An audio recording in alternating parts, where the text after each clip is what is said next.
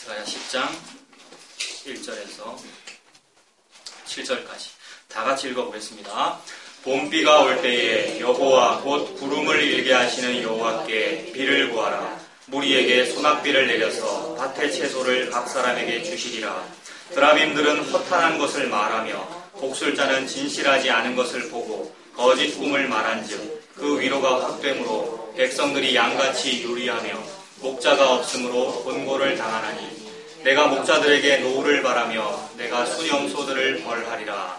만군의 여호와가 그 무리 곧 유다 족속을 돌보아 그들을 전쟁의 준마와 같게 하리니 모퉁이 돌이 그에게서 말뚝이 그에게서 싸우는 활이 그에게서 권세 잡은 자가 다 일제히 그에게서 나와서 싸울 때에 용사같이 거리의 진흙 중에 원수를 밟을 것이라. 여호와가 그들과 함께한즉 그들이 싸워 말탄 자들을 부끄럽게 하리라. 내가 유다 족속을 견고하게 하며 요셉 족속을 구원할지라. 내가 그들을 긍휼히 여김으로 그들이 돌아오게 하리니 그들은 내가 내버린 일이 없었음 같이 되리라. 나는 그들의 하나님 여호와라. 내가 그들에게 들으리라. 에브라임이 용사 같아서 포도주를 마심같이 마음이 즐거울 것이요 그들의 자손은 보고 기뻐하며 여호와로 말미암아 마음에 즐거워하리라.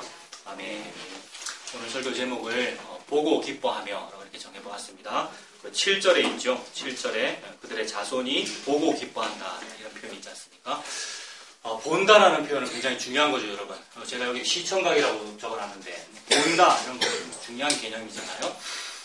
이 본다라는 개념하고 그 다음에 말한다, 듣는다 이런 게 이제 시청각 아닙니까? 그죠? 보는 거고 듣는 거고 감각, 시청각 그런 거잖아요. 이게 뭐 우리 인간의 삶에 굉장히 중요한 거 아닙니까? 학교에서 교육할 때도 뭐 시청각 교육 뭐 이런 말도 쓰고요. 그죠? 그래서 오늘 본문에서도 이 시청각에 해당하는 표현들이 몇 번 나옵니다. 10장 2절에도 보면 10장 2절에 드라빔들은 허탄한 것을 뭐 합니까? 말하네요. 복술자들은 진실하지 않은 것을 보고요. 그죠? 이 시청각이죠. 그 다음에 또 거짓 꿈을 뭐 합니까? 말하고. 이런 거 어떤 시청각 표현 또는 말하는 거. 말이 곧 이제 신앙 고백일 텐데요. 그런 표현들이 나오고요. 그 다음에 6절 뒷부분에도 이건 우리 하나님에 대한 표현인데 6절 뒷부분에 나는 그들의 하나님 여호와라. 내가 그들에게 뭡니까? 들으리라. 듣는 게 있네요. 그죠? 그리고 듣다라는 표현과 말하다는 표현은 사실 여러분 같은 표현입니다. 그래서 장애인 뭐죠? 농아는 동시에 듣지도 못하죠. 그리고 또 듣지 못하면 말하지 못하는 것이고요. 그래서 말한다, 듣는다는 것은 거의 이제 같은 기관으로 연결되어 있고 같은 어떤 그런 표현이죠. 그리고 이제 7절에도 7절 뒷부분에도 역시 오늘 주제로 삼은 본다, 그죠? 보고 기뻐한다. 네, 이런 표현이 나옵니다. 그래서 이런 것을 생각해 보기 위해서 먼저 이거를 한번 우리 생각해 보겠습니다. 우리가 다 기독교 믿는데, 다 예수님 믿고 사는데 죄에 대해서 늘 이제 생각하잖아요. 죄 짓지 말아야 된다. 우리가 뭐 타 종교인도 아니고 우리가 특히 기독교인인데 예수님 믿고 사는데 죄 짓지 말아야 된다 그런 표현 하잖아요. 그래서 죄가 얼마나 민감합니까? 죄가 얼마나 민감합니까? 저는 어릴 때부터 정말 착한 주일학교 학생, 표창장 받는, 그래서 죄는 안 짓는 것 같은. 근데 집에 가면 지 혼자 있을 때 죄 지으면서, 그러나 교회에서는 늘 모범적으로 막 이렇게 선생님 앞에 칭찬 듣고 싶은 그랬단 말입니다. 죄를 경계하고 죄 안 지으려고 이제 그렇게 했던 것 같아요. 그런데 이제 죄가 무엇인지를 우리가 알아야 하잖아요. 죄가 무엇인지를 제대로 정의를 해야 죄를 짓든지 말든지 할 텐데, 이 죄라는 것은 일반적으로 어떤 행위와 관련되는 것으로, 어떤 행위하고 관련된 것으로 그렇게 많이 생각을 했었죠. 예. 자, 다시 말씀드리겠습니다. 이 죄에 대해서 지금 이제 정의를 합니다. 죄가 무엇인지를 좀 제대로 알아야 우리가 신앙을 좀 가질 거 아닙니까? 이 죄가 뭘까? 일반적으로는 죄를 어떤 행위와 관련되게 생각한단 말입니다. 그리고 또는 인과, 그죠? 이 말 이해가 되시죠? 행위라는 거는 그거잖아요. 네 행동 똑바로 해라. 이 행위작을 그따위로 하니까 그게 죄지. 할 때 행위, 또 죄에 해당하는 거죠. 그리고 또 인과와 관련해서 죄를 생각한단 말입니다. 인과라는 것은 원인과 결과라는 거잖아요. 네가 뭔가 무슨 죄를 짓는 것이 있으니까 그 죄가 원인이 되어 너에게 재앙이라고 하는 결과가 내려지는 거잖아 라고 죄를 보통 표현한단 말이에요. 그래서 그걸 인과라고 하죠. 죄를 항상 이런 식으로 우리가 판단을 해 왔습니다. 그런데 하나님 앞에서는 행위를 너무너무 잘하다가 딱 한 개 실수한 거나 행위를 항상 잘못하고 있는 거나 하나님 앞에서는 똑같이 죄인이란 말입니다. 하나님은 절대 평가를 하십니다. 하나님이 무슨 평가를 하신다 그런 것도 하나님을 만홀히 여기에 표현될 수 있는데 우리식의 평가 방법으로 보면 학교에서 상대평가도 있고 절대평가도 있잖아요. 상대평가는 조금 자본주의적이고 조금 구성원들로 하여금 경쟁을 부추기기 위한 방법론 중에 하나거든요. 상대평가. 권사님, 집사님, 장로님 누가 전도 잘하는가 봅시다. 그래프 붙일게요. 오늘은 전도 몇 명 했네. 누구는 몇 명 했네. 상대평가를 시키는 이유는 좋은 의도라고 말하고 있죠. 예수님의 이름을 더 잘 선의의 경쟁으로 전파하기 위해서라고 하고 있는데 아니었어요. 마케팅적인 방법론이었고 하나님을 오해하고 있는 거예요. 하나님은 절대적인 기준을 가지고 무슨 일을 하고 계시는데 상대적일 거라고 상상하는 거예요. 인간이 생각하는 신은 항상 상대적이죠. 내가 석가모니에게 절을 108번, 108배를 했는데 옆에 있는 어떤 불자는 300번을 했고 또 다른 불자는 몇 번 하시겠습니까? 1000번 하시겠습니까? 이런 식으로 하면 상대적이잖아요. 저 불자가 가장 부처님의 공덕을 받기에 합당해. 이렇게 되죠. 그러면 상대적으로 좀 덜한 사람은 이제 죄인이 되어버리는. 그런 식으로 행위를 가지고 원인과 결과를 가지고 죄를 평가할 때는 이건 잘못된 평가입니다. 그게 죄가 아닙니다. 아무리 많이 죄를 지으나 조금 죄를 지으나 다 죄이기 때문에 그렇죠. 그러므로 하나님의 관점에서 성경적으로 죄를 정의한다면 그 죄는 정체하고 관련된 거죠. 정체. 이 정체가 뭐냐?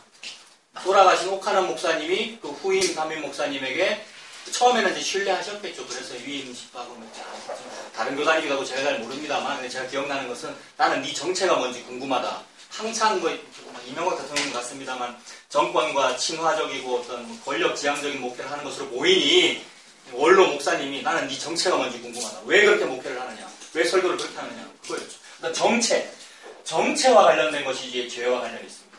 정체와 관련된다는 말은 또 다른 말로는 존재하고 관련된다 이렇게 보면 되겠죠. 저와 여러분이 죄인이다 아니다라는 것은 저와 여러분 누구신지 모릅니다. 새로 오신 분도 계시고 여러분의 일상생활 제가 잘 모릅니다만은 무슨 행위를 하고 사셨는지 여러분에게 선한 어떤 원인과 악한 어떤 원인이 있어서 무슨 결과가 있는지 저는 모르고 관심도 없고요. 그리고 제 자신에 대해서도 저 별 관심 없는데 그래 방만하게 살겠다 그 얘기가 아니고 하나님 앞에 전혀 아무런 기준이 되지 못하더라는 겁니다. 나의 선함이나 나의 행함과 악함이요. 그러나 다만 감사하게도 우리가 살면서 어느 날 바람이 불어서 느껴지는 것은 나의 정체와 나의 존재 자체가 죄더라는 겁니다. 내가 그냥 살아있는 것 자체가 죄더라는 겁니다. 그래서 이게 느껴지면 이건 너무 귀하고 고마운 거예요, 여러분. 살다가 그냥 내 정체 자체가 죄구나라는 것이 느껴진 것은 너무 고마운 겁니다. 이번 주에 정상회담 있었잖아요, 남북. 그냥 여러 가지 정치적이고 시사적인 얘기는 할 필요도 없고요. 설교 시간에 각자 여러분들께서 느끼시는 것이 있을 거고요. 저는 펑펑 눈물이 나던데요. 군사분계선 넘을 때. 그리고 한번 가시지요. 이렇게 넘어갔다가 이럴 때. 그리고 또 특히 기억에 남는 거는 이제 김정은은 83년생 아닙니까? 저랑 9살 차이 나는 동생이 있는데 86년생이거든요. 83년생. 나 그냥 동생 삼고 싶어요. 친구하고 싶고. 전도하고 예수님 아냐고. 그 집안 예수 믿는 집안 아닙니까? 그 할머니가 뭐죠? 강반석 권사님이잖아요. 제가 지금 무슨 얘기하고 싶냐면 물론 김정은 같은 그런 독재자는 자기가 무슨 말을 하든 별로 지장이 없습니다. 왜냐하면 그들의 기자들은 좋은 것만 편집해서 내보내거든요. 권력에 도움되는 것만 편집해서 내보내기 때문에 김정은은 사실 말을 마음대로 해도 됩니다.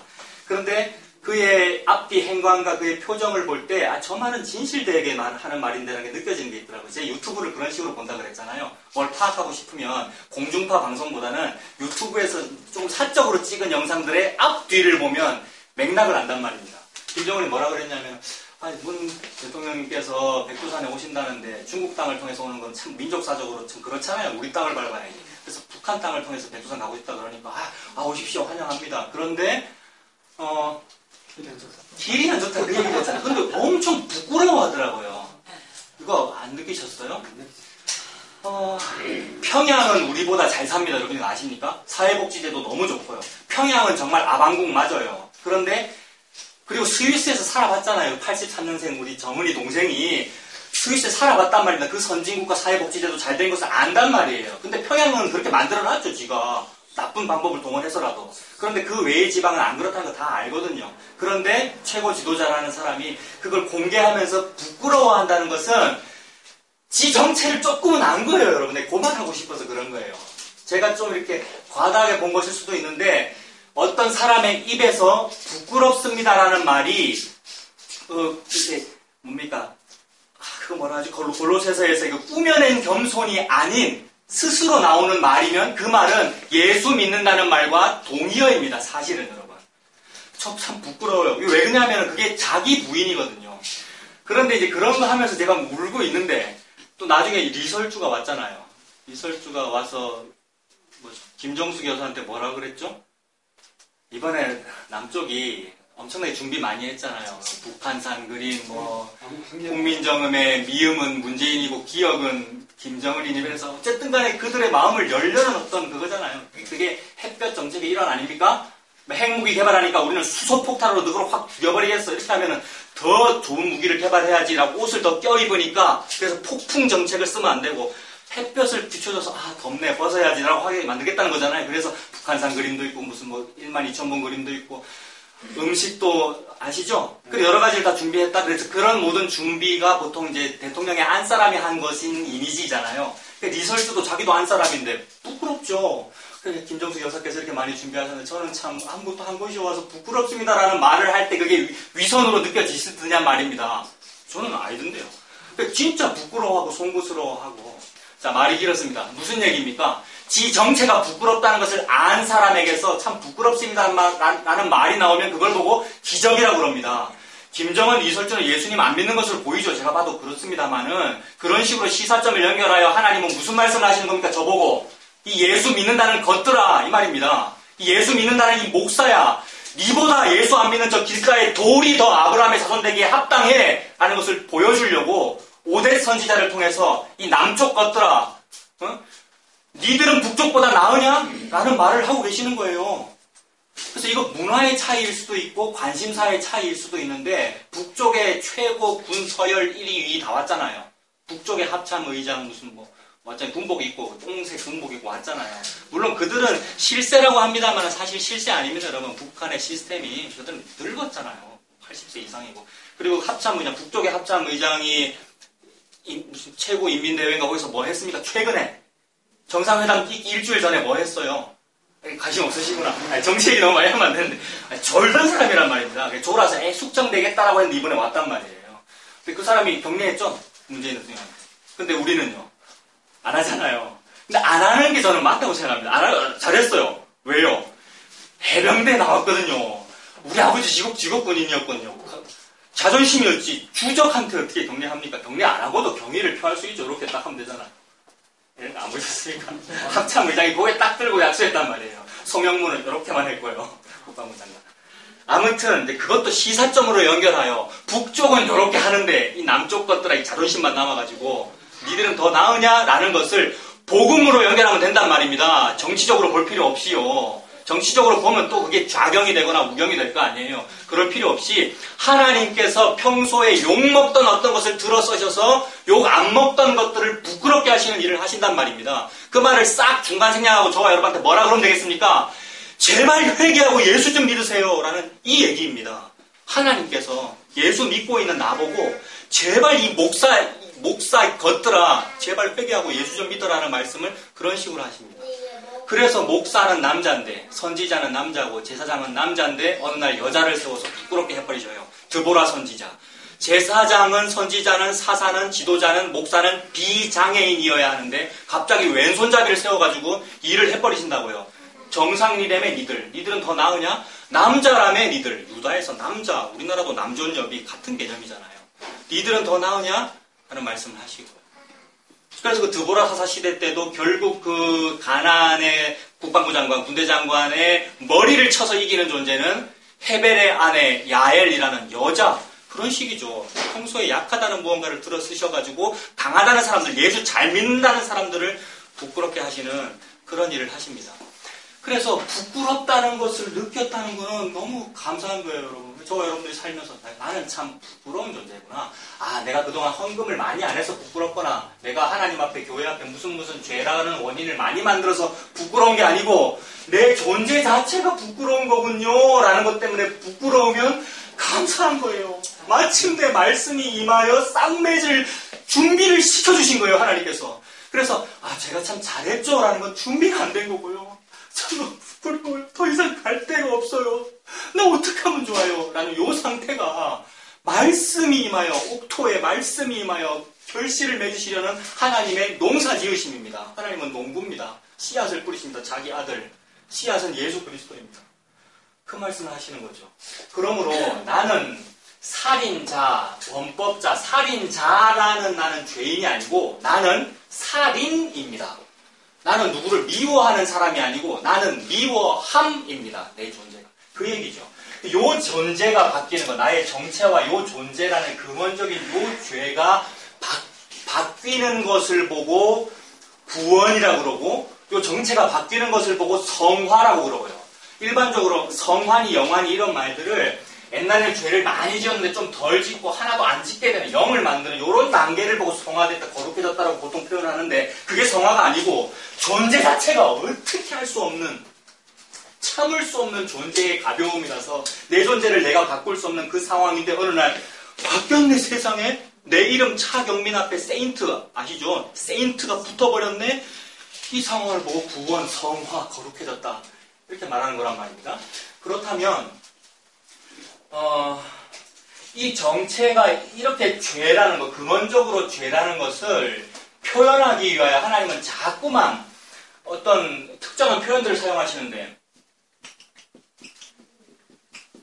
부지중해라는 이런 표현이요. 그리고 제가 원래도 글씨를 못 쓰고 말렸습니다. 근데 방언을 알아듣는 여러분은 방언 글씨도 알아보죠. 뭐라고 썼습니까 여기? 알아보시는데. 그러니까 이게 뭡니까? 예, 부지중해와 날 때부터 정체를 표현하기 위한 하나님의 표현입니다. 혹시 도끼로 나무를 하다가 부지중해 의도하지 않고 살인을 한 자는 살 방법이 없어. 지옥 가는 거 맞아. 근데 딱 하나, 전 우주에 네가 살 수 있는 방법 딱 하나 있는데 도피성으로 뛰어들어가라. 그러면 산다. 이 얘기를 하시는 거죠. 그러면 부지중해 남을 도끼로 살인한 자는 도피성으로 뛰어들어가라라고 되어 있으면 우리가 뭘 생각을 해야 됩니까?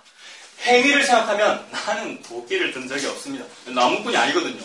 이렇게 하면 안 되고, 나 한 번도 도끼질을 해본 적이 없으나 내가 도끼로 이웃을 부지중해 살인한 사람이군요 라고 느껴지라고 그 말씀 하시는 거거든요. 그런 정체적인 죄인에게 그 말씀을 하시는 건데, 그 말씀이 내게 올 때 비껴선단 말인데, 이렇게 저는 나무꾼이 아닙니다, 이런 식으로. 저는 누굴 살인해 본 적이 없습니다. 아니지요. 저와 여러분은 부지중해 살인한 사람입니다. 저와 여러분도 모르게 누구를 죽였단 말이죠. 왜요? 저와 여러분 존재가 살인이니까. 살인자가 아니고 살인이니까. 게다가 하나님 날 때부터라는 이런 표현도 자주 쓰시죠. 제가 모태에서 죄 중에 잉태되었나이다. 모태 신앙이라는 말 우리 자주 쓰는데, 모태 신앙이면 매우 자랑스럽잖아요. 우리 집안이 계속 예수 믿는 집안이다. 순교자의 혈통을 이어받은 목사입니다. 이런 자랑스럽잖아요. 근데 그게 아니고 엄마 뱃속에서부터 이미 나는 죄 중에 잉태되었습니다. 날 때부터.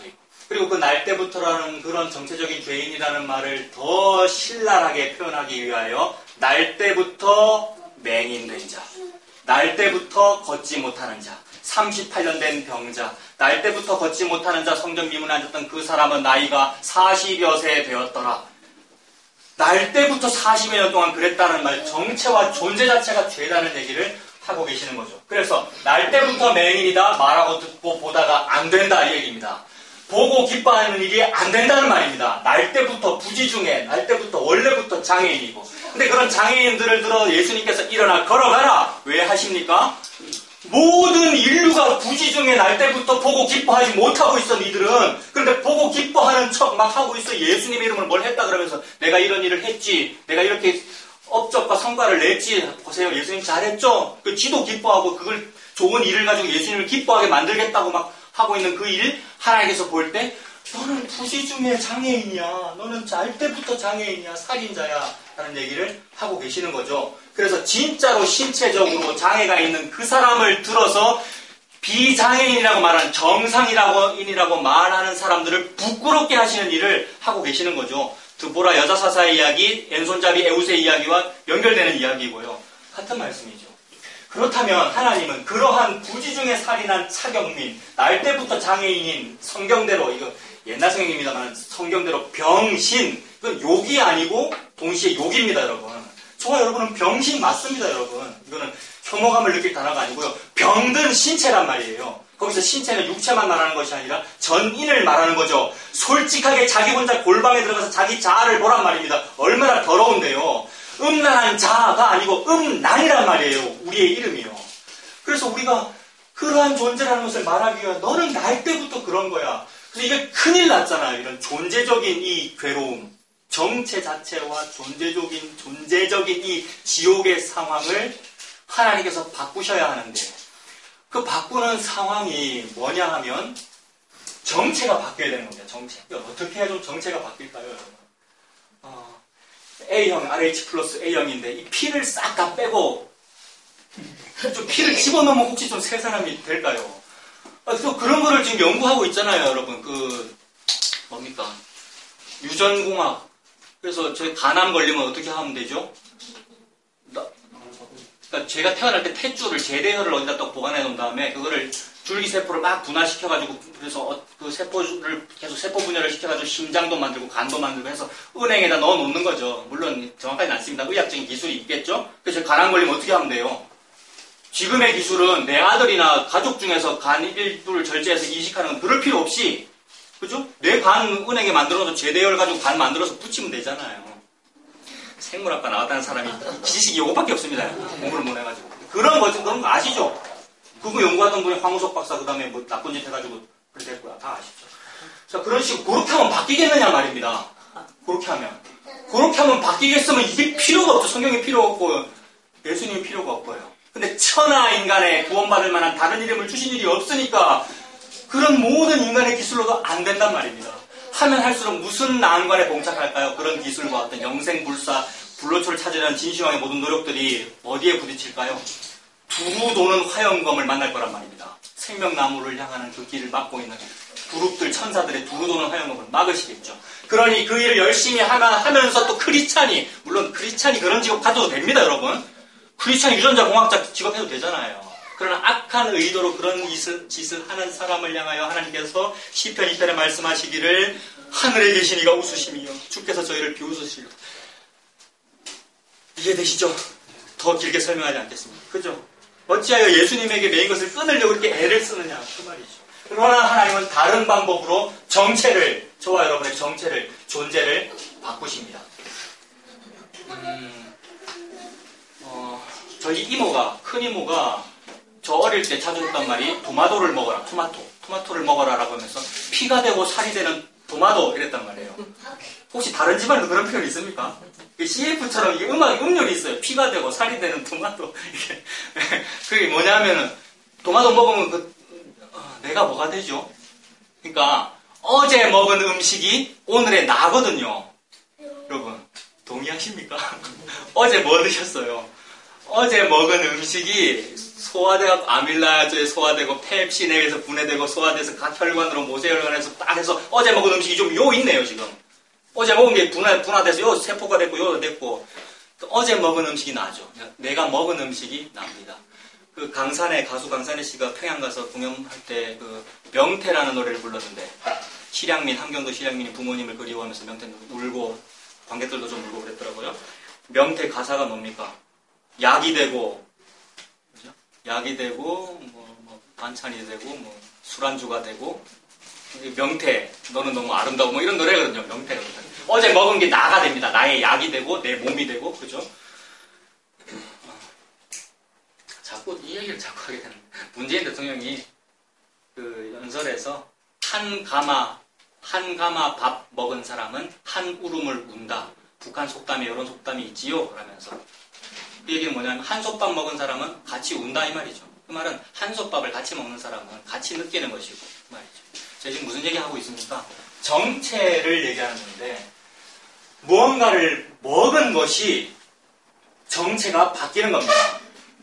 나는 없음이라는 존재인데 이 정체와 존재, 나는 없음이에요. 내가 자꾸 뭐 있다고 좀 가졌다고 내가 좀 있네라고 하고 있는데 아니고 나는 없음이라는 존재인데 내 안에서는 없음이기 때문에 아무리 내가 뭘 먹을 걸 만들려고 그러고 아무리 내가 우물물을 파봤자 생수와 먹을 것이 안 나오고 혹 나오는 그것은 루시퍼가 준 것이며 동시에 먹지 못할 것인데 생명되지 못할 것을 위해서 내가 은을 달아주고 있는 중인데 그게 아니고 반드시 없음의 존재에게는 외부로부터 뭐가 들어와야 된다는 거죠.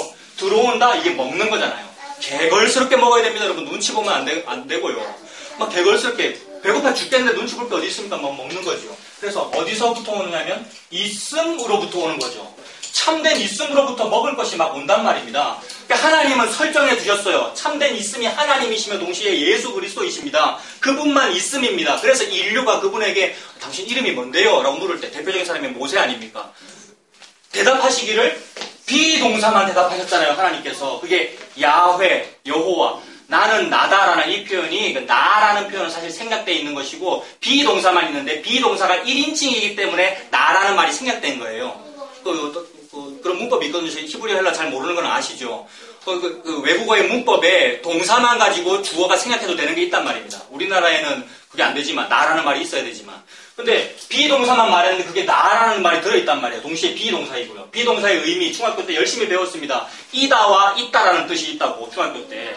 그러니까 이다도 되고 있다도 되는 거예요. 있다가 뭡니까? 있음이죠.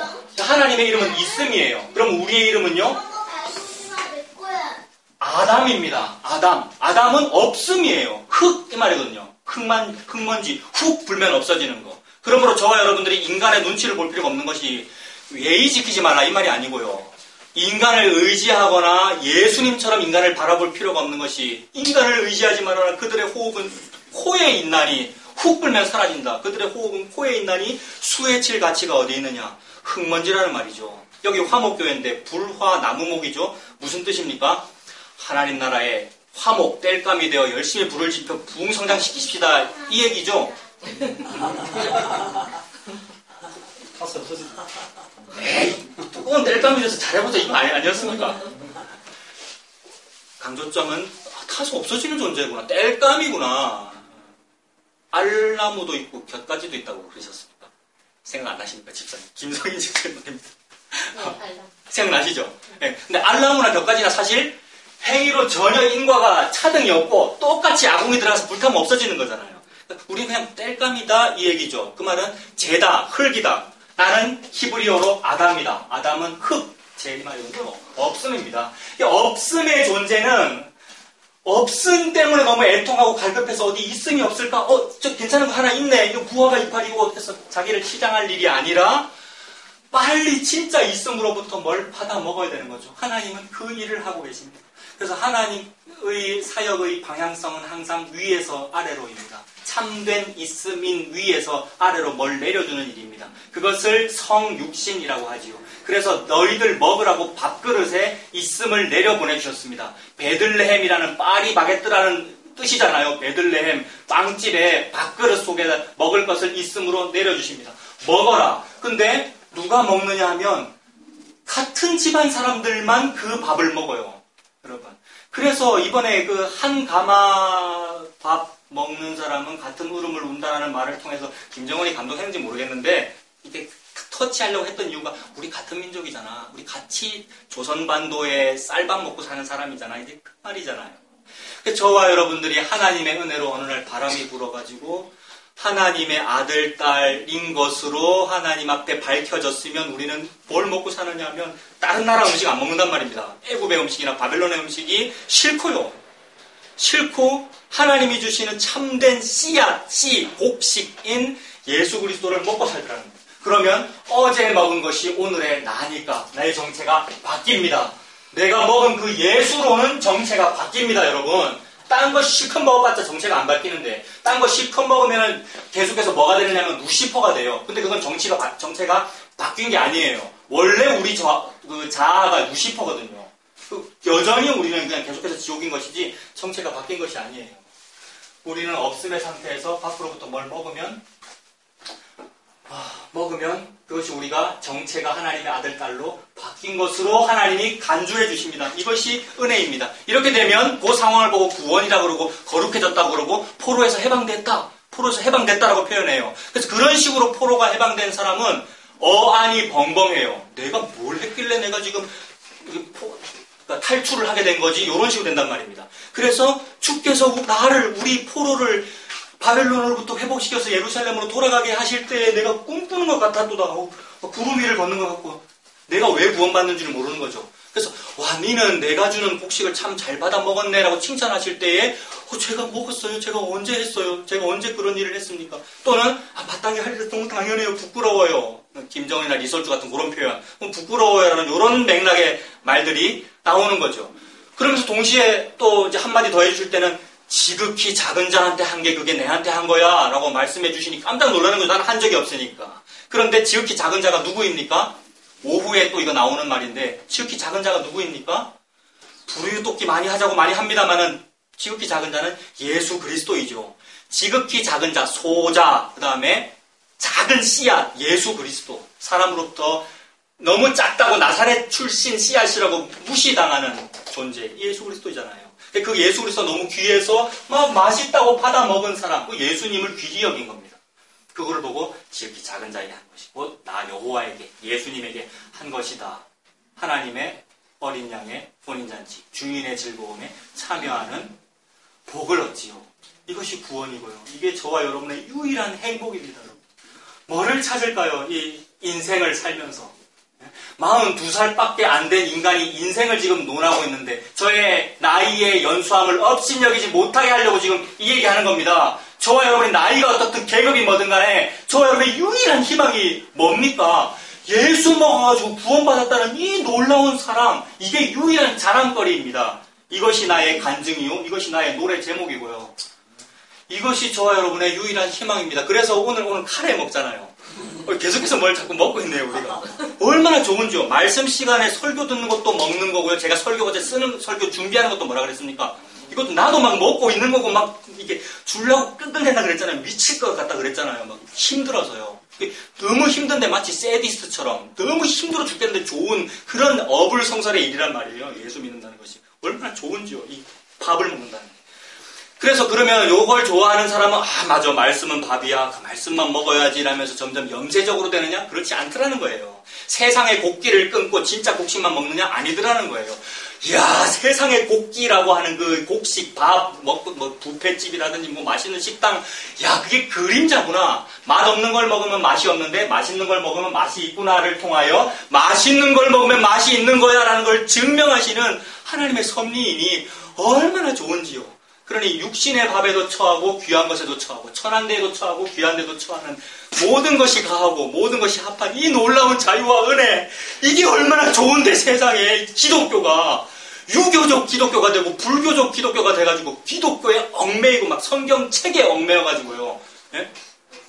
이거를 막 던지면 안 되지만 막 던지면 막 뭐라 그러기도 하고요. 떨어질 수도 있잖아요, 이렇게. 예? 그렇게 얽매여 있더라는 말입니다. 하나님은 내 아들아, 내 새끼야, 밥 물어, 이거는 말씀하고 계시잖아요. 근데 아들이 막 송구스러워, 밥 먹는 그거를 송구스러워 여기거나 아니면 난 눈치 보이라고 아버지 저는 아버지 먼저 드시면 먹으랍니다. 이러고 있으면 안 되고 막 먹어야 되는 거잖아요. 그 말씀을 하시는 거죠. 그래서 예수님을 먹으면 정체가 바뀌는 것이기 때문에 정체는 날 때부터 맹인이고 장애인이고 못 보고 못 말하고 못 보고 못 듣는 것이기 때문에 그 정체가 바뀌면 그저서야 눈이 띄어서 눈에서 비늘 같은 것이 벗겨져서 말하고 듣고 보게 됩니다. 시청각이 회복되는 놀라운 은혜가 있단 말입니다. 이 사람은 그 헬렌 켈러 같이 삼중고 완전 장애인이라도 그 사람은 보고 있는 중입니다. 완전 장애인 못 움직이는 사람이라도 그 사람은 하늘을 날고 있는 중입니다. 그거 보고 일어났다, 뛰었다, 하나님을 찬송한다, 보고 있다, 듣고 있다, 말하고 있다라고 하나님은 표현합니다. 그거를 보고 기뻐한다라고 합니다, 여러분. 이거 보고 기뻐하십시오, 여러분. 최근에 이거 다 말해도 되겠죠? 낮은 자리 은혜교회 서목사님, 우리 설교 듣는 분들 계시잖아요? 그분, 지금 이제 신약을 하시기 때문에 헬라어를 자주 말씀하시는데, 제 귀에 자주 들어오는 것이, 호라오라는 동사를 매우 자주 말씀하시더라고요. 그 호라오라는 동사가, 저희 언어 잘 모르는 거 아시죠? 보다라는 뜻인데, 우리나라 말에도 그런 거 있잖아요. 이 배도 배고, 바다의 배도 배고, 먹는 배도 배고, 그런데 그거를 국어사전에서 단어에다 번호 붙이잖아요. 국어사전 찾아보십시오. 배 찾아보면 배 1번, 배 2번, 배 3번 있단 말이에요. 1, 2, 3번이 다 의미가 다르죠. 그런 식으로 옛날에 영국인지 미국인지 모르겠는데 서양 신학자가 스트롱이라는 신학자가 있었습니다. 그 사람이 수백 명의 자기 이제 동료들하고 성경의 모든 단어들에다가 코드, 번호를 붙이자 이랬어요. 그럼 같은 의미의 번호는 같은 번호가 붙겠죠? 바다의 배는 1번이고 요 배는 2번이고 번호가 붙을 거란 말입니다. 그 모든 히브리어, 헬라어, 원어에 번호를 붙이는 것을 보고 스트롱 코드라 그래요. 스트롱이 붙인 코드 번호라 그래가지고. 그 코드 번호로 단어를 구분할 수 있단 말입니다. 그래서 호라오라고 하는 헬라어 단어에 보다라는 의미의 어떤 번호가 붙어 있을 것이고 또 다른 의미의 보다라는 단어에 번호 붙어 있겠죠. 그러나 둘 다 보다이지만 의미는 다르겠죠. 어떤 식으로 다르겠습니까? 호라오라는 보다라는 의미는 이런 식으로 돼서 보는 걸 보고 보다라 그래요. 하나님은 그렇게 보라는 얘기예요. 근데 여러분, 죄송한 표현입니다만 썩은 동태 눈칼로도 보잖아요. 제 눈이 그렇잖아요. 이 세상을 볼 때에 부귀 영화의 눈으로 보고요. 좀 좋은 어떤 명예스러운 목사가 되어가지고 한마디 하면 막 아멘 다 하고 막 교회가 점점 성장하는 것을 보고 부흥이라고 그걸 보고 있는 눈은 썩은 동태 눈이란 말입니다. 근데 그것도 단어로는 보다라는 단어를 쓸 거 아니에요. 그 보다 하지 말고 요 보다 하라는 말이죠, 하나님께서. 그래서 시청각이 회복돼야 된다 그 말입니다. 본다, 말한다, 듣는다는 말은 다 같은 개념입니다. 그런 의미로 봐라라는 말씀을 하고 계십니다. 그래서 그런 눈으로 이제 성경을 보면 되는 거예요. 오늘 10장에 시청각에 해당하는 단어들을 그렇게 보면 되는 거예요. 10장 1절 보십시오. 스가랴서 10장 1절에 봄비가 올 때에라고 하죠. 봄비가 올 때에 여호와 곧 구름을 일게 하시는 여호와께 비를 구하라고 합니다. 봄비가 어제 지난주 봄비 봤죠? 월요일인가? 봄비가 오늘 너무 좋더라고요. 그 봄비가 오는 것은 왜 반갑고 행복하느냐 하면 저 농사 안 지어봤지만 모내기철이라서 그렇지 않을까요? 우리 정관 바로 옆에 논이거든요, 거기. 근데 막 이렇게 모를 이렇게 떠놨더라고요, 이제. 비가 많이 오면 모내기 할 거 아닙니까? 봄비가 오면은 좋잖아요. 봄비가 오면 이제 모내기 하면 되겠네요. 그러므로 봄비가 내려올 때에 이제 행위를 하라 라고 하면은 이해가 될 텐데 봄비가 내려오니까 논에 물이 가득 찼으니까 이제는 모내기를 하여라 이런 식으로 하면은 이게 이성적으로 이해가 되는 말인데 하나님은 그렇게 말씀 안 하셔요. 비가 많이 오면 비 달라고 해 이렇게 말씀하셔요. 자, 중간 생략하겠습니다. 비는 은혜죠. 하나님께서 은혜를 내려주시면 우리 뭐 하면 됩니까? 자, 예배의 마침은 섬김의 시작입니다. 예배 시간에 은혜가 내렸으니 이제 뭐 하실랍니까? 빨리 교회 앞뒤로 쓸고 닦고 전도로 나가셔야죠. 절 빨리 여리고성 돌게 하셔야죠. 플랜카드 붙여놨네. 네. 이게 은혜 받았으면 뭘 하라. 요게 또 행위 말하는 거란 말이에요. 누가요? 기독교가, 목사가, 우리 성도들이 예수 믿는다고 하면서 눈이 안 띄어져가지고 여전히 죄를 행위로 보고 있으니 은혜 받았으니까 이제는 내가 행위를 뭘 좀 잘하면 과거의 죄도 좀 씻어지는 것이고 점점 거룩한 사람이 되어가겠지라고 희망 고문을 막 당하고 있는 중이란 말입니다. 이 땅에서도 희망 고문 당하니라고 괴롭고 결국 지옥에 갈 것이니 얼마나 슬픈 일입니까, 여러분. 무서운 일이고요. 하나님 그 말씀 안 하시고 은혜 받았니? 그러면 은혜 달라고 해. 너무 고맙고 너무 감사한 일이잖아요. 이걸 보고 성경은 은혜 위에 은혜로라. 은혜 위에 행동하러 가자가 아니고 은혜 위에 은혜로라. 그래서 착한 사마리아 사람 비유에서 뭐 해야 됩니까? 착한 사마리아 사람을 비유를 듣거든 뭐 해야 됩니까? 아, 저도 착한 사마리아 사람처럼 착한 행위를 하겠습니다 라고 하면 행위가 되는 것인데 그게 아니고 그 사마리아 사람이 예수님이고 칼 맞아 쓰러져 있는 그 유대인이 나군요라는 은혜를 받으란 말이죠. 그 예수님이 앰뷸런스 구조대 의사가 되어 나를 안고 응급실로 데리고 가줬다는 얘기군요. 너무 고마워요. 이렇게 해야 되는데 세상에 이게 은혜 위에 은혜인데 여러분 그 눈이 뜨이시기를 바랍니다. 그 눈이 뜨이신 것 때문에 그분이 예수님으로 보여가지고 나는 그 예수님 먹을래요. 저는 개와 같은 사람입니다. 수로보니 개반도 못한데 떨어지는 곡식 알갱이라도 그 예수님이기 때문에 괜찮아요. 예수님 좀 주세요라는 이렇게 되시는 이 은혜가 많은 우리가 되기를 바랍니다. 하나님 그 말씀하고 계시죠. 그래서 봄비가 올 때에 봄비 더 달라고 하래요. 그리고 이 말은 이제 이거 저의 좀 주관적인 해석이기도 한데 다른 주석은 잘 모르겠습니다. 그런 말이 안 나오기도 하고요. 이중적으로도 볼 수 있습니다. 그 봄비 은혜 그렇게 보면 되고요. 또는 봄비는 또 다른 말로는 그 늦은 비거든요. 이스라엘에는 이른 비와 늦은 비가 있잖아요. 그런 말 우리 자주 하죠. 그래서 그걸 막 성령에다 대입해가지고 막 그렇게 볼 수도 있습니다만 또 자기 일신의 영달 때문에 성령을 파워로 생각하고 있는 중이에요. 이른 비와 늦은 비 같은 성령의 충만함을 받아 나와 우리 가정과 우리 자녀가 잘 되어 뭐 좋은 대학에 성령의 힘으로 합격하게 해주십시오라는 식으로 해석하니라고 하는 건데 헛짓이고요. 허탄한 일이고 이른 비와 늦은 비는 하나님의 은혜를 말하죠. 성령도 포함하여 성령님이 하나님이니까요. 하나님의 은혜를 말하는데 이스라엘의 이른 비는 가을쯤에 오는 비를 이른 비라고 하고요. 그 다음에 가을 지나고 그 다음에 봄에 오는 비를 늦은 비. 그러니까 미리 왔으니까 이른 비고 나중에 오니까 늦은 비 이렇게 말합니다. 그리고 우리나라는 그런 게 없지만 우리나라는 장마철이라는 게 있네요. 근데 거기는 우기와 건기가 있는데 우기의 시작쯤에 오는 비가 이른 비, 우기가 맞춰질 때쯤에 오는 비가 늦은 비, 봄비, 가을비, 봄비 되죠. 그러니까 이때만 비가 오는 것이 아니고 우기 중에 계속 비가 오겠죠. 그러니 비가 계속 있는 기간이네요. 비가 계속해서 있다가 이제 비가 거의 끝날 때의 비가 늦은 비겠네요. 봄비. 그럼 봄비 오면 이제 비가 더 이상 있습니까? 없습니까? 없네요. 은혜가 없을 때가 있지 않던가요, 여러분? 어떤 때는 설교가 너무 달고 막 다가오다가 너무 막 괴롭다. 그 다음에 뭘 막 찾아 헤맸는데 찾아 헤매다가 무슨 인터넷 사이트, 무슨 유튜브 막 해서 너무 좋았잖아요, 처음에는요. 그러다가 식상해지지 않던가요? 며칠 안 가던데요, 여러분. 그래서 그 설교자가 잘못됐다는 얘기가 아니고 지가 잘못된 거란 말입니다. 지 자아 자체가 정체가 그런 인간이기 때문에 처음에는 반짝, 야, 정말 괜찮은 설교자를 만나서 이랬다가 몇 번 며칠 안 간단 말입니다. 그럴 때 그게 은혜가 나에게 이제 끊어지는 마지막 비, 봄비, 이른 비, 늦은 비가 내린 상태란 말이에요. 너무너무 슬퍼해야 돼요, 여러분. 큰일 난 거예요, 여러분. 큰일 난 거란 말이에요. 막 센세이션을 일으키는 어느 목사를 만났다가 같이 좀 그래서 덥석 좋아가지고 기존 교회를 끊고 거기 딱 등록했는데 며칠 가보니 바로 실망이 온단 말입니다, 여러분. 다 그래요. 나도 그렇고 다 그런 거예요. 그건 정상적인 일이에요. 정상적인 죄인이다 이 말입니다, 우리가. 그때는 슬퍼해야 돼요. 나 지옥 가게 딱 알맞구나. 큰일 났구나. 그래서 그런 상태가 예수를 빼앗기게 되는 상태입니다. 예수님이 계속 내 곁에 있는 듯 임마누엘 하시는 듯 보이나 내가 문제로 말미암아 내 존재 자체가 죄고 없음이기 때문에 내 없음이 드러난단 말이에요. 자꾸 드러내 주셔요, 하나님께서. 내가 없음이라는 사실 드러내 주셔요. 그때 나는 예수님이라는 것이 있고 싶어요. 있음이 있고 싶어요. 라고 바라야 돼요. 그래서 예수님을 빼앗길 때가 있으리니 그날에는 금식해라라고 그러셨거든요.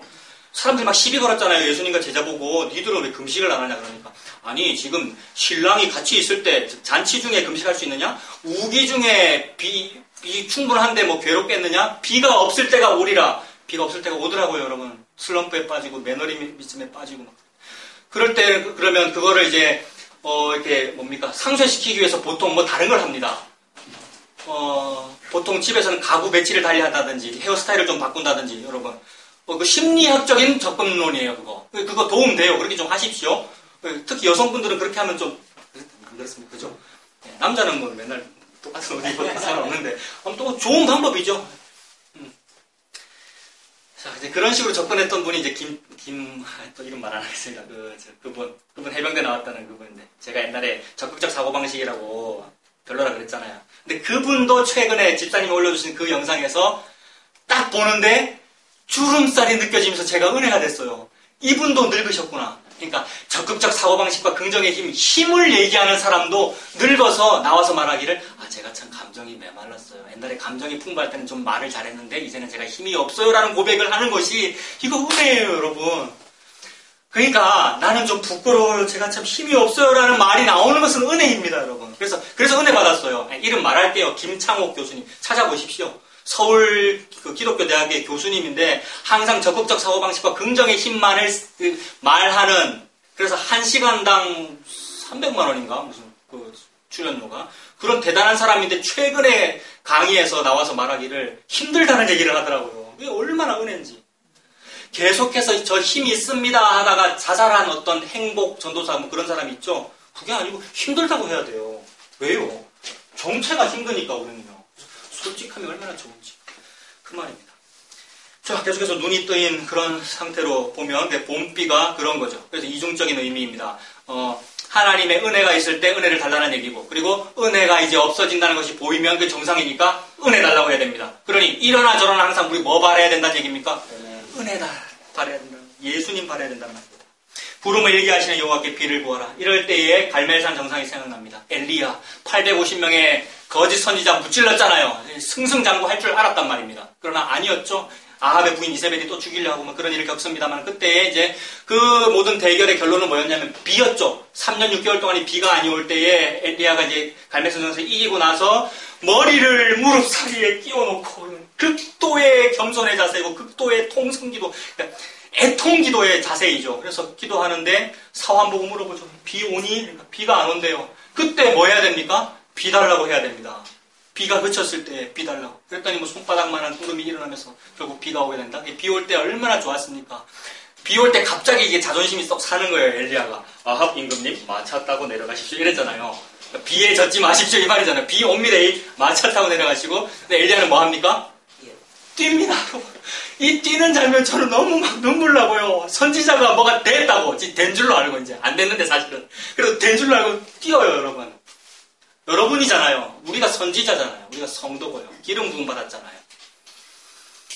자, 이제 그런 은혜. 하나님께서 결국 은혜 주십니다. 그리고 구름을 일게 하시는 여호와께 비를 구하라. 무리에게 소낙비를 내려서 밭의 채소를 각 사람에게 주시리라. 구름은 예수 그리스도입니다. 너무 알레고리라고 막 이상하게 생각할 사람 많아요. 근데 여러분 생각해 보십시오. 40년 광야 생활에 회막 위에 떠올랐던 게 구름기둥과 불기둥인데, 구름기둥과 불기둥은 두 개를 말하는 것이 아니고 같은 걸 말합니다. 예수 그리스도는 구름이면서 불입니다. 있을 수 없는 일입니다. 구름은 물을 상징하고 불은 불을 상징하는데 어떻게 물과 불이 같이 있습니까? 예수님은 그러합니다. 알파와 오메가이며 처음과 나중이고 하루가 천년 같고, 불과 물이 함께, 구름과 불이 함께, 그런 분이 예수님입니다. 창조주이시죠. 구름을 일게 하시는 여호와께 구름을 달라 그래야 됩니다. 물을 달라 그래야 됩니다. 생명수를 달라 그래야 됩니다. 예수님 받아 마시십시오, 여러분. 다른 게 없습니다. 그래서 그 소낙비, 은혜의 소낙비를 흡족히 내려서 밭의 채소를 각 사람에게 주시리라. 먹을 거 주시겠다는 말이잖아요. 먹을 것은 생명, 양식이죠. 2절을 보십시오. 그런데 그렇게 해야 되거늘 드라빔들은 허탄한 것을 말하며 복술자는 진실하지 않은 것을 보고 거짓 꿈을 말합니다. 보고 말하죠. 이 사람들 보고 듣고 말하고, 이게 시청각이잖아요. 이런 존재들이 드라빔이라고 하고 복술자라고 하고 거짓말쟁이라고 하는데, 드라빔이 뭡니까? 쉽게 말해서 우상이죠. 포터블 우상, 들고 다니는 휴대용 우상을 말한단 말입니다. 하나님의 백성이라는 사람들이 들고 다니는 우상을 소유하고 다녔죠. 주머니에 아니면 목걸이에. 왜 그랬겠습니까? 뭐 부적이죠. 부적. 우리도 무당집에 가서 복채 주고 부적 사드리는 거잖아요. 그래서 그 라반의 딸 라헬이, 야곱이 4명, 부인 4명 뒀잖아요. 레아, 라헬, 그다음에 그 실바, 빌하 두 여종. 그래서 4명인데 사랑하는 아내는 라헬이잖아요. 라헬과 이제 도망칠 때에 아버지의 드라빔을 숨겼지 않습니까? 그런 식으로 드라빔을 소유하고 싶어 한단 말입니다. 근데 그 드라빔은 뭐를 말해주냐 하면 허탄한 것을 말해주죠.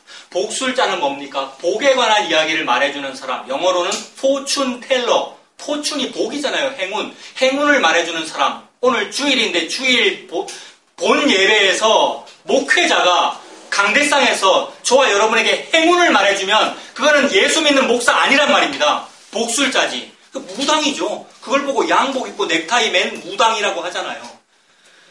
복술자, 드라빔은 허탄한 것을 말하고 진실하지 않은 것을 봅니다. 그리고 거짓 꿈을 말하고, 그러니까 그 위로, 늘 어떤 위로, 성도를 세워주는 위로를 말하고 저와 여러분 잘 되는 어떤 위로를 말해주는데 그 위로는 헛된 일이었습니다. 이거는 찾지 않고 제가 그냥 읽어드릴게요. 시간이 많이 가서요. 이사야 41장에 이런 표현이 있습니다. 각기 이웃을 도우며 그 형제에게 이르기를 너는 힘을 내라라는 이런 말을 한대요. 오늘날뿐만이 아니고 항상 인류 역사가 그래왔습니다만 인류의 어떤 숭고한 어떤 가치는 말을 해도 안 좋은 말을 하면 안 되고 너는 힘을 내라라는 이런 말 하는 걸 우리 인류는 좋아합니다. 안 그렇습니까? 그래서 20세기에 들어와서 전 세계에 센세이션을 일으킨 게 뭐냐 하면 1, 2차 세계대전 끝나고 인류의 인류성이 피폐했을 때에 한 철학자가 적극적 사고방식을 가지십시오. 경제 대공황 겪고 나서요. 적극적 사고방식을 가지십시오. 그래서 미국의 모든 세일즈맨들의 기본 교과서가 노만 빈센트 필 적극적 사고방식이었단 말이에요. 이게 70년대 책인가 그런데 우리 아버지 서재에 있었단 말입니다. 제 국민학교 다닐 때. 근데 그것이 그대로 똑같은 얘기인데 옷만 딱 갈아입은 것이 조엘 오스틴 목사, 긍정의 힘, 잘 되는 나, 스마일링 목사란 말이에요. 그 별명이요. 그래서 그 하는 얘기가 뭡니까? 너는 힘을 내라. 이게 대대손손 원래 우리 인류가 하던 짓이란 말이에요. 이사야 41장에도. 각기 이웃을 도우며 그 형제에게 이르기를 너는 힘을 내라. 목공은 금장색을 격려하며. 기독교가 하는 일 아닙니까? 기독교뿐만이 아닙니다. 모든 종교가 하는 일입니다. 격려하고. 불교 방송 BBS는 육교에다가 플래카드를 붙이는데 저기 안락동 근처에 하나 붙어있어요. 한번 확인해 보십시오. 갑자기 생각이 안 나는데 항상 좋은 얘기예요, 여러분. 그 문구가.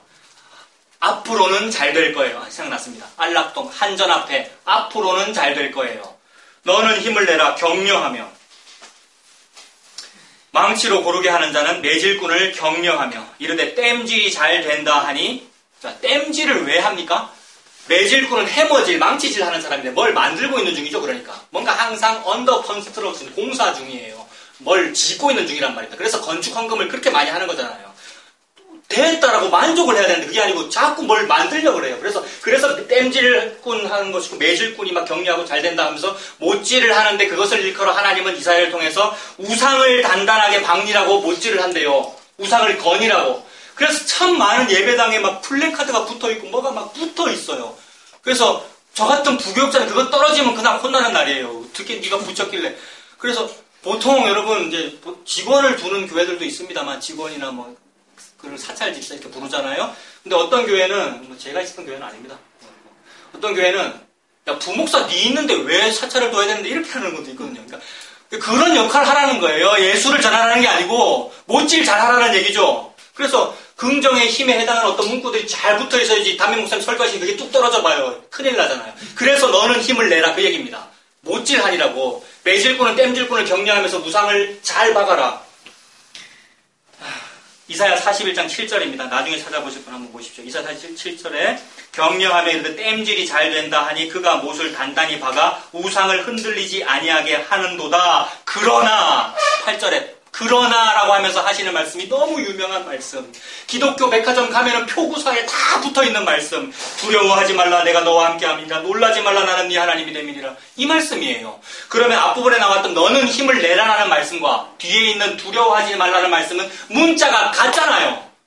긍정적인 사고방식을 가지세요. 같은 말이잖아요. 두려워하지 말라 같은 말이잖아요. 그런데 다르단 말입니다. 시청각적으로 달라요. 똑같은 문자고 똑같은 내용인데. 그러니 뭘 봐야 되겠습니까, 여러분? 어떻게 좀 이게 벗겨져가지고 진짜 봐야 될 긍정을 봐야 되잖아요. 예수 그리스도 십자가라고 하는 최대의 부정이 인류의 긍정이야 라는 요 긍정을 봐야 되잖아요. 자기 부인이 긍정입니다. 그래서 이사야서 말씀, 그 말씀을 하시는 거죠. 그런데 아까 봤던 그 스가랴서에서 봤던 드라빔이나 복술자들은 뭘 보고 뭘 말하고 있는 중입니까? 앞에 거, 땜질하니라고 잘 된다, 격려하자, 못질 잘해라. 이런 식의 허탄한 말들, 허탄한 위로를 하더라는 겁니다. 다시 스가랴 10장 2절입니다. 그래서 그런 것을 보고 말하고 그런 시청각을 하고 있습니다.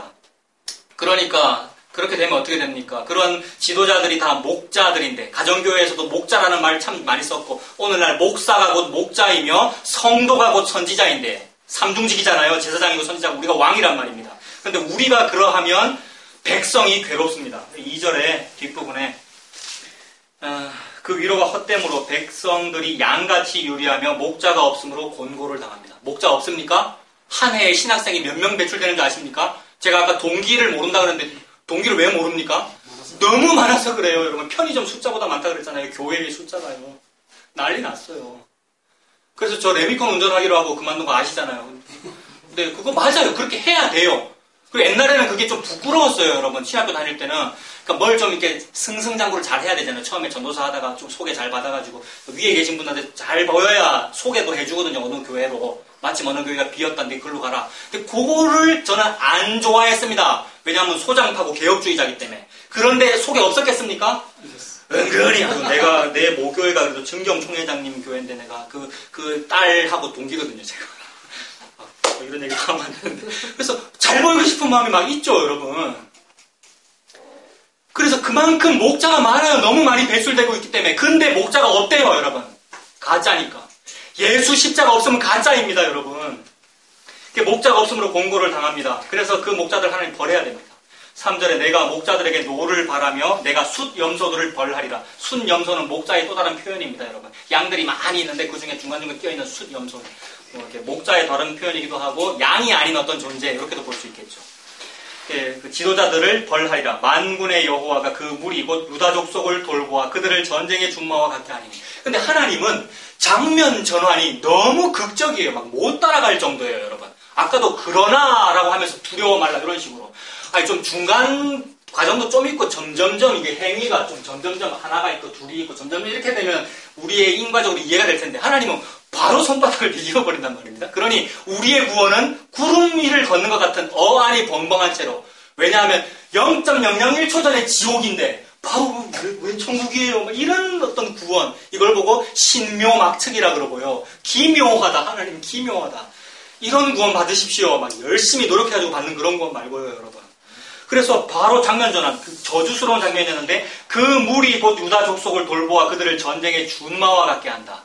자, 요 표현은 바로 앞장에서 9장에서는 제가 유다와 에브라임이 이렇게 전쟁의 준마와 같게 된 것을 저는 좀 안 좋게 봤는데 이번에는 제가 좀 또 좋게 보고 있는 겁니다. 막 목사가 이랬다 저랬다 하죠. 의심해야 돼요, 여러분. 에이, 목사. 제가 능력이 없어서 그런 거예요, 여러분. 그러나 저는 좋은 게 은혜가 돼서 좋아요. 이거 설득력이 없네. 네? 이해가 되십니까?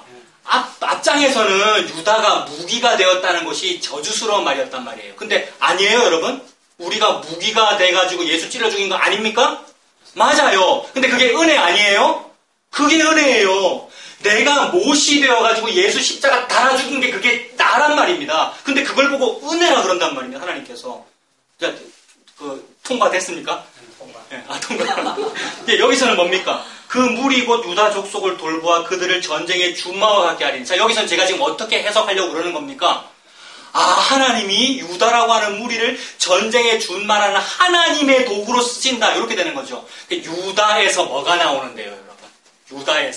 유다에서 다윗 지파가 나오고요. 다윗 족속, 다윗의 집안이 나오고요. 그 다윗에게 참된 말씀의 검이 나옵니다, 여러분. 예수 그리스도이죠. 아브라함과 다윗의 자손 예수 그리스도가 전쟁의 준마입니다. 그 얘기입니다. 예수 그리스도를 부각시키고 있는 것이지 너희 유다, 너희 크리스찬을 부각시키고 있는 것이 아니란 말이죠. 그래서 4절이 그 얘기잖아요. 유다라고 하는 그 무리를 하나님께서 부각시키시면서 그 무리 속에서 뭐가 나옵니까? 4절에 뭐 나옵니까? 모퉁이 돌이 그에게서. 모퉁이 돌 누구시죠? 예수 그리스도입니다. 건축자들의 버린 돌, 저 피로 뒀다고 발로 툭 차버렸는데 그 돌이 거기에 가서 모퉁이 돌이 되어가지고 모퉁이의 머릿돌이 되어 성전이 점점점 지어가더라는 겁니다. 저와 여러분들은 쓸데없는, 정말 쓸데없는 돌이 되어 모퉁이 돌에 가서 붙어버렸어요. 왜냐하면 저거는 자석이고 나는 아무짝에도 쓸데없는 녹슨 철인데 나는 절로 안 가고 싶은데 자석이 땡기는 바람에 가서 붙어버렸단 말입니다. 모퉁이 돌에. 버림받은 예수에게 내가 가서 접촉이 되어 가지가 되었다. 그는 포도나무요, 나는 포도나무 가지가 되어서 세상에 나는 열매 안 맺고 싶어도 저 포도가 열리고 있어요. 여기에요. 왜요? 뿌리가 영양분을 막 땡기니까. 예수님이 그렇게 하시니까. 그게 은혜이죠. 그분이 예수님, 모퉁이 돌이 그 무리에게서 나옵니다. 말뚝이 그에게서 나옵니다. 이 말뚝은 뭐로 해석하면 좋을까요, 여러분? 성경은 해석의 책입니다. 그래서 경의 예언을 사사로 여러분 마음대로 해석해라 이 얘기가 아니고요. 예수님의 그 지혜와 계시의 정신으로 하나님 주신 은혜로 해석해 보십시오. 저는 이 말뚝을 어떻게 해석했느냐면요. 헤벨의 아내 야엘이 장막 말뚝을 취하여 적의 독사 새끼의 적의 머리를 관자놀이를 뚫어버렸습니다. 사사기 4장 여러분. 여러분. 찾아보십시오. 거기 왜 여자가 왜 그거 합니까? 여자가 그거 할 수 있는 담력이 있을까요, 여러분? 말뚝으로 사람 머리를 뚫었대요. 말뚝이 뭔지 아시죠? 이거는 하나님의 원시복음의 성취입니다. 하나님의 복음이라고 하는 계시의 성취입니다. 여자의 후손, 거기는 여자로 나옵니다만 드보라도 여자, 야엘도 여자로 나옵니다. 여자의 후손, 어떤 약함의 존재라는 의미도 되고 남자의 개입이 없다는 의미이죠. 인간 느그남자의 더러운 씨에 개입이 없다 이 얘기죠. 그래서 약한 여자가 장막을 들어 그 대단한 장군이 잠깐 잠들었을 때 깨면 어떻게 해요? 잠깐 잠들었을 때 머리에다가 말뚝을 대고 해머지를 뚫어버렸어요. 그 자리에서 즉사했다. 독사 루시퍼를 죽여버렸다. 여자의 후손이 뱀의 머리를 밟아 이기리라라는 말씀의 성취입니다. 말뚝은 예수 그리스도이지요. 예수 그리스도께서 십자가에서 그 발 뒤꿈치 물려가면서 뱀을 이겨버리신 겁니다. 이게 저와 여러분의 유일한 천국의 키입니다. 이것이 유일한 희망이고요. 전쟁의 승리입니다. 그래서 말뚝이 그 얘기에서 나오고요. 싸우는 활이 그 얘기에서 마찬가지이죠. 활이 예수님이라고 하는 참된 말씀의 검, 참된 무기의 의미이죠. 화살이 그 화살통에 그 전통, 옛날 성경에는 전통이라고 그러거든요. 화살이 그 전통에 가득히 있는 자는 복 있는 사람이에요. 그 화살이 뭐냐면 예수 그리스도이죠. 그래서 그거는 이제 자녀들을 말하는데 참된 자녀는 예수 그리스도이거든요. 예수님이 씨 아닙니까? 그래서 예수님이 화살 촉이고 예수님 화살 하나입니다. 단 한 개의 씨입니다. 그래서 갈라디아 3장 16절 씨 들이라고 하지 않고 씨라고 했으니 예수 같은 말이죠. 싸우는 활도 예수님을 의미하고요. 권세 잡은 자, 참된 권세가 누구입니까? 예수 그리스도입니다. 공중의 권세 잡은 저놈이 예수가 아니고 그 놈이 메시아가 아니고 예수님이 참된 권세 잡은 자이십니다. 그래서 그분을 이 땅에 보내시는 일이죠. 그 무리 유다족 속으로부터 예수가 성육신하는 그 이야기입니다. 다 일제히 그에게서 나와서 5절입니다. 싸울 때 용사같이 거리의 진흙 중에 원수를 뭐 합니까? 밟을 것이다. 이거 원시복음하고 연결하면 되겠습니까? 예, 뱀의 머리를 밟는다고 연결하면 되겠습니까? 여러분, 그런 사례들을 찾아내면 돼요. 아합의 아내 이세벨이 판무파탈이잖아요. 그래서 예후가 죽이러 올 때도 너 죽이고 빼앗는 이 쿠데타나 일으키는 시므리야, 네가 또 왔느냐라고 하면서 립스틱 바르고 마스카라 그리고 이 장면 아시죠? 그러고 나서 옥상에서 그 높은 건물에서 떨어져 죽죠? 밀어가지고. 그러고 나서 전차가 막 밟아버리잖아요. 탱크로 밟아버렸다는 뜻이죠? 그래서 손목 잘리고 머리 두개골 박살나고 그 이야기가 무슨 엽기 드라마 뭡니까? 그 얘기를 하는 것이 아니고 원시복음을 말하는 겁니다. 대적자가 어떻게 죽는지 잘 봐라. 네 노력이 싸워 이기는 거 아니야. 예수가 이렇게 싸워 이기시는 거야를 말씀하시는 거죠. 마찬가지 이야기입니다. 성경은 선열이 남자하고 징그러운 얘기 너무 많은데 전부 예수님 드러내기 위한 방법들입니다. 그래서 밟아 이긴다.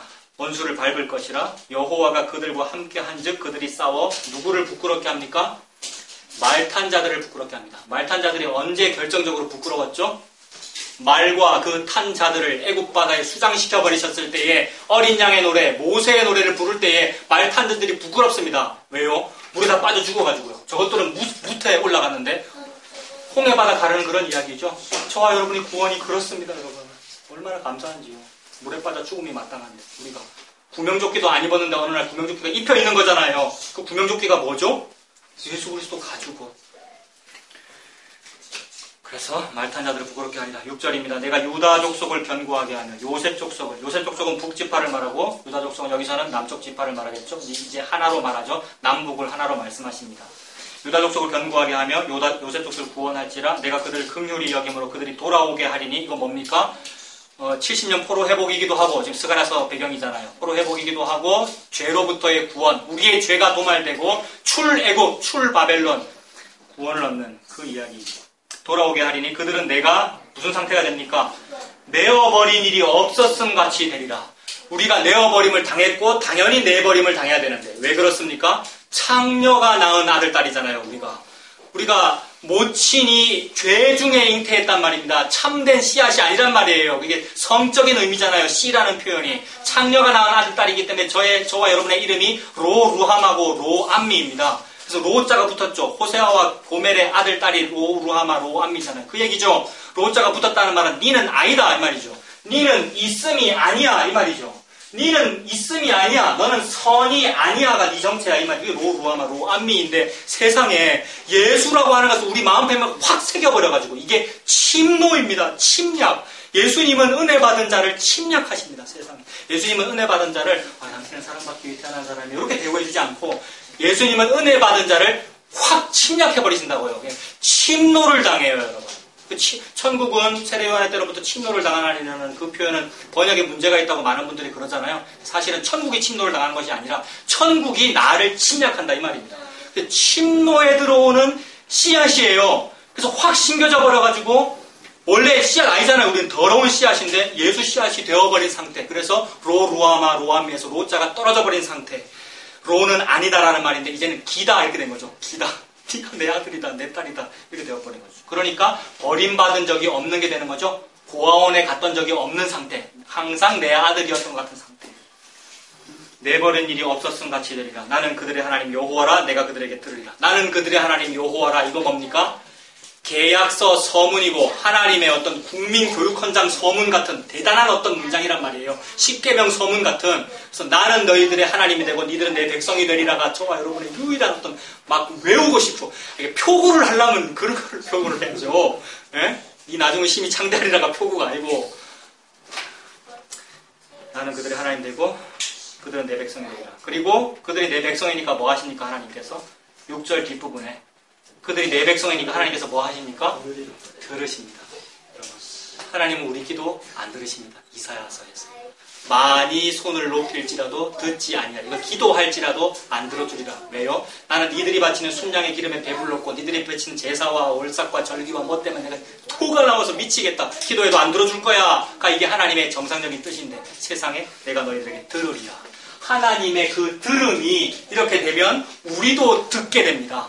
그래서 참된 들음이고 말하게 됩니다. 말하는 것이 기도고. 그리고 어린애들이 말을 어떻게 합니까? 쟤네들이 왜 저 한국말을 쓰고 있습니까? 엄마 아빠가 한국말을 쓰기 때문이죠. 근데 쟤네들이 미국에 태어나면 아무리 조선 핏줄이라도 미국에 태어나면 영어 어학 공부 안 했는데 영어 쓸 거 아니에요. 그렇죠? 들으면 말하죠. 하나님이라는 예수님을 들으면 믿음이 생깁니다. 예수님을 들으면 믿음이 들음에서 나서 믿음이 생깁니다. 말을 하게 된단 말이죠. 말과 듣는 것은 같은 거죠. 하나님의 들음이 이렇게 되면 우리의 들음이 비로소 회복됩니다. 그래서 하나님께서 저와 여러분의 기도를 들으십니다. 다른 기도 뭐 듣겠어요? 들을 만한 기도를 한 적이 없는데요, 우리가요. 그런데 하나님께서 들으십니다. 예수라고 하는 봄비를 달라는 기도를 들으시죠. 7절입니다. 에브라임 나오는데 에브라임은 또 뭐로 보면 되겠습니까? 아까 요셉 지파라고 했는데 같은 말이죠. 에브라임은 또 북쪽 지파를 말하죠. 남과 북을 그래서 함께 말씀하고 계십니다. 에브라임이 용사 같아서 포도주를 마신같이 마음이 즐거울 것이요. 자, 빨리 넘어가겠습니다. 포도주 마신답니다. 뭐 하면 되겠습니까? 사실 빨리 넘어가면 안 되죠, 우리가. 주입식에 교육하면 안 되지.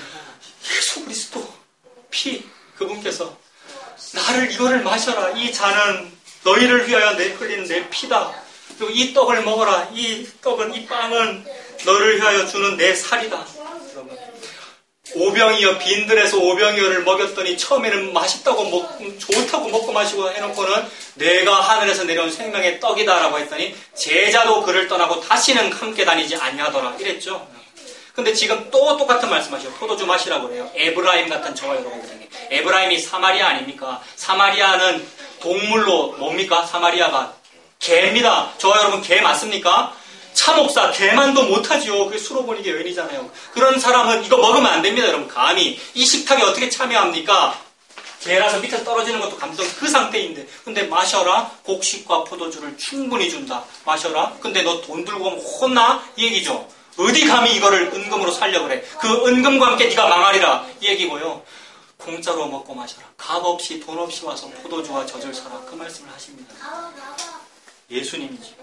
포도주를 마신같이 마음이 즐거울 것이요. 그들의 자손은 뭐합니까? 이게 핵심이죠. 오늘 이게 주제고 이게 결론이죠. 그들의 자손은 뭐합니까? 보고 기뻐합니다. 여호와를 말미암아 마음에 즐거워하리라. 저와 여러분의 기쁨과 즐거움이 어디에 있습니까? 이 호라오, 또 헬라어 또 나왔습니다. 그 호라오가 회복된 그거, 이 시성각의 회복, 그 보다라는 그 말입니다. 여러분, 근데 이 헬라어로 호라오라는 그 본다, 이것이 찾아보겠습니다. 좀 이따가. 먼저 구약 먼저 보죠. 보고 기뻐한다라고 했는데 하나님께서 아브라함 보고 네 장자 이삭을 죽여라라고 하시죠. 장자가 죽는다는 말은 나가 죽는다는 말입니다. 여러분, 장자와 나는 다른 사람이 아닙니다. 나죠. 인류는 죽는다. 나는 없음이 맞다. 나는 죽음의 존재다가 맞는데 그 순간 하나님께서 호라호하게 하시죠. 그래서 칼을 들어 죽이는 그 상황, 즉 죽음이 임하는 그 상황에서 아브라함아, 아브라함아 부르십니다. 그 말은 이거 벗겨졌단 말입니다. 눈에서 비늘가스 벗겨졌다 그 말입니다. 그래서 마침 보니 뭐가 보였습니까? 수풀에 뿔이 걸린 순양, 나무에 달린 남자 양이 보였다는 말이죠. 예수님 봤다는 말이죠. 예수님 시대로부터 제가 얼마 전에 설교 때 3,500년 전이라고 그랬는데 이렇게 제가 쓰레기예요. 40년 전이 맞죠, 여러분? 모세가 BC 2000년경이니까 아브라함이 예수님 태어나기 2000년 전에 뭘 보여줬죠, 아브라함에게. 그래서 보여준 것이 나무에 걸린 남자 양이었습니다. 수풀에 걸린 순양. 그래서 그때 아브라함이 보고 얼마나 반가웠을까요? 이제는 이삭이 사니까요. 그래서 원래 율법에 의하면 그 시대는 율법이 없는 시대이지만은 그러나 후대에 생길 율법의 조상이라고 여겨지는 아브라함이 율법을 막 어기는 행동을 하면 안 될 거 아니에요. 하나님의 입장에서. 아브라함도 항상 율법을 잘 지키는 것으로 하나님께서 잘 보여준 다음에 후대의 율법을 딱 만들어야 좀 근거가 생길 거 아닙니까? 근데 아브라함 율법 어겼습니다. 그 자리에서. 뭐냐 하면 이거 후대에 생기는 율법입니다만은 율법에 의하면 이웃의 수양, 주인이 잃은 수양을 보게 되면 어떻게 해야 됩니까? 절대 죽이거나 가지면 안 되고 반드시 수소문해서 찾아줘야 되거든요. 근데 바로 죽여버리죠. 왜냐하면 나무에 걸린 것은 저주를 받은 것이다. 하나님께서 자기 자신에게 저주 내리셨음이 계시임을 우리에게 드러내신 겁니다. 저주는 누구 건데요? 우리 건데요. 없음이라는 우리 건데 하나님 자기 자신이신 장자 예수 그리스도가 나무에 달려 죽는 저주를 받으심을 보여준 것이죠. 이게 여러 가지 모자이크처럼 계시로 막 일반 계시, 특별 계시로 막 보이는데 평생을 읽어도 안 보였어요, 여러분. 호라호가 안 돼가지고요. 근데 어느 날 성령의 바람이 불어서 이거 바람 나는 거죠. 바람 나가지고 어느 날 예수님이 보이더라는 겁니다. 아브라함에게 그게 보인 겁니다. 그래서 율법이고 뭐고 다 필요 없죠. 관습이고 전통이고 장로의 유전이고 유교적 문화고 예절이고 다 필요 없다면서 그 순간. 그래서 덥석 잡아서 죽이는데 그게 하나님 마음이 흡족한 것이고 아브라함에게는 보고 기뻐하고 마음이 즐거운 겁니다. 살았다 이 말입니다. 없음인데 있음으로 간주됐다 그 말이지요. 그래서 나중에 복음서에서 요한복음 보십시오. 요한복음 8장. 요한복음 8장 보겠습니다.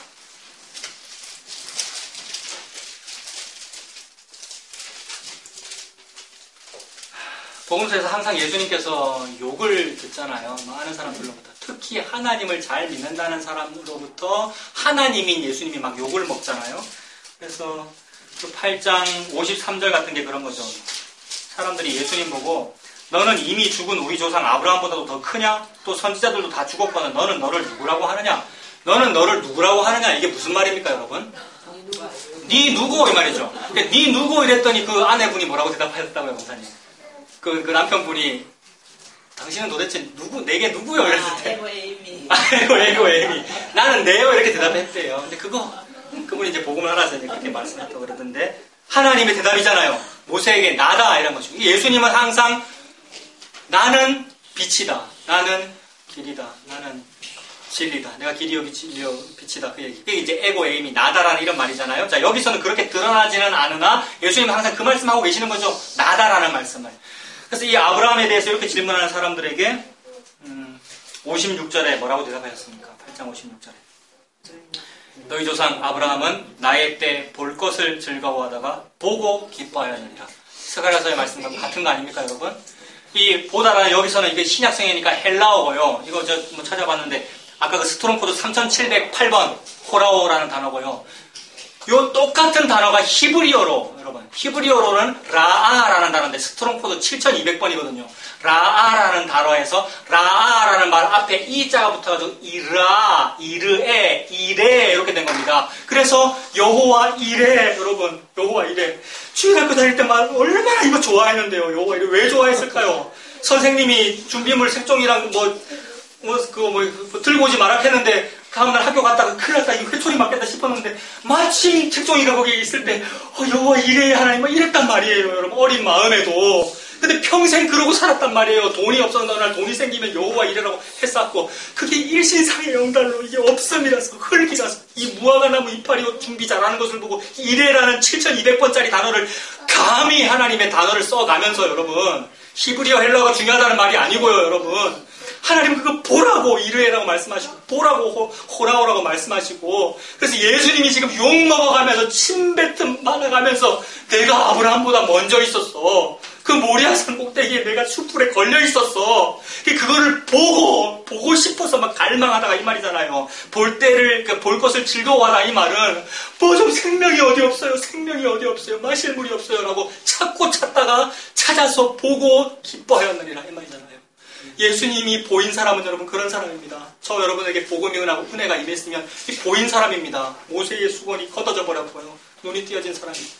그 예수님 보고 사시고 먹고 사시고 매사에 그렇습니다. 많은 사람들이 설교 시간만 그렇고 예배 시간만 그런 사람이 너무 많은 것 같아요. 아니었어요. 제가 그렇잖아요. 다 아시잖아요. 염세적이라 가지고. 아니었어요. 염세적인 이 더러운 세상이 하나도 더럽지 않은 것은 나가 염증이기 때문에 내가 염증이잖아요. 나는 염세적인 사람이 아니라 염세잖아요. 내가요. 근데 뭐 섞인 게 뭐 더럽다고요. 그 안에서 맛있는 거 주면 예수가 맛있다는 뜻이군요. 이렇게 하면 되더라고요. 여러분. 이 예수님과 함께 사시는 저 여러분들 다 되시길 바랍니다. 기도하겠습니다. 살아계신 하나님 아버지 주님의 은혜를 감사합니다. 하나님께서 우리에게 주시는 밥은 항상 똑같은 밥인 줄로 믿습니다.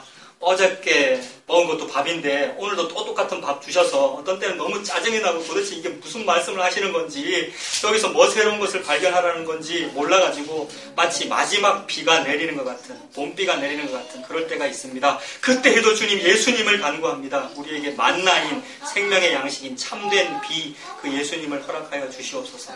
항상 이 예수님의 곡식과 포도주 그 떡과 그 음료를 마시고 사는 우리가 되도록 인도하여 주시옵소서. 예수님 이름으로 기도합니다.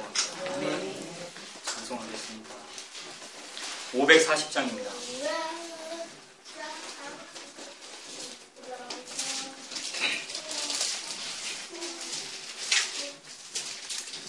찬송가 540장. 이 찬송 선택한 이유는 들으니라는 단어 때문입니다. 그 1절에 주의 음성을 내가 듣는다. 어떻게 듣습니까? 여러분 우리는 귀가 막힌 사람이에요. 그리고 3절 저기 중간 부분에서 주의 얼굴을 항상 뭐 합니까? 배운답니다. 본답니다. 어떻게 봅니까? 안 보이는데. 평생 교회 다녀도 안 보이는데. 그런데 주님의 은혜로 보고 듣습니다. 그렇게 찬송하겠습니다. 주의 음성을 내가 들으니 사랑한단 말일세 믿는 마음으로 주께 가오니 나를 영접하소서. 내가 매일 십자가 앞에 더 가까이 가오니 구세주의 흘린 보배 피로써 나를 정케 하소서. 주여 넓으신 은혜 베푸사 나를 받아주시고 나의 품은 뜻 주의 뜻같이 되게 하여 주소서.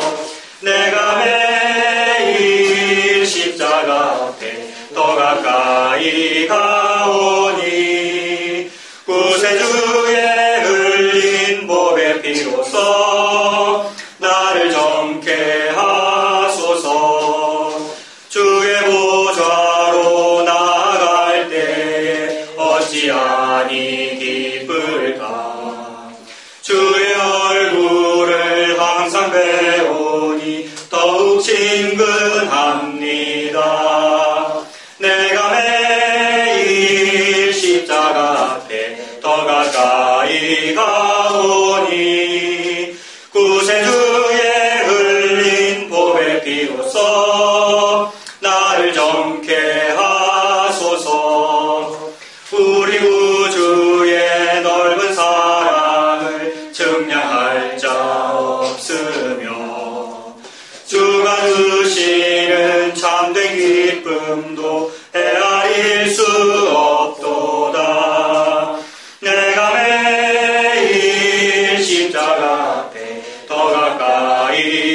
아리하오니 구세주의 흘린 보배 비로소 나를 정케 하소서.